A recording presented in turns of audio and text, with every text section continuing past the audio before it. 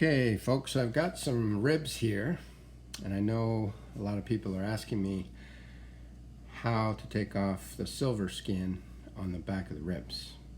And really, it's not much different doing it on a pork tenderloin or even a beef tenderloin. If you buy one that hasn't been kind of trimmed for you by the butcher, then you need to do it yourself. The ribs is the one that a lot of people have trouble with. So what I'm going to do here, right on the back, you got this sort of membrane here, and you can see, you can feel on the end you have a bone, and then you have some tender flesh. That's the meat you're going to eat later, and another bone. So right on top of the bone, we're going to take a knife and put it tight against the bone, and just push that knife under the skin, the silver skin, but on top of the bone. Now, the reason I want to do that is put it on top of the bone is because I can push down as hard as I want, and it's not going to go through anything. If you do it over here where there's meat, you're going to go right through the meat. So stay on top of that bone. Now, as I push the knife in deeper, you can see I'm starting to lift the skin there. You can feel the bone. Okay, now once I get to this point, I could just put my knife in like that, sharp side up, cut it in half. So now we got an opening, okay? We got a flap here.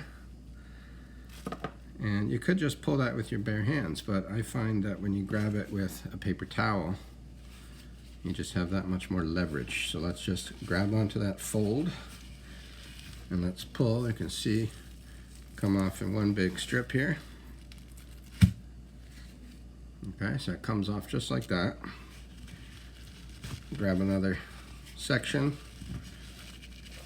And what we're going to do is kind of pull it out towards the edge of the meat, because once we get completely to the edge, now we can really get at it.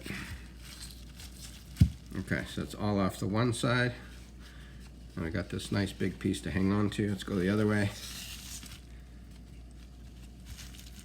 Okay, and sometimes it tears in half down the length. That's okay. Go in again. If somehow you've lost that flap, put your knife on top of the bone, pull it again. Okay, and that's it. So 30 seconds or so per rack, and all the silver skin is gone.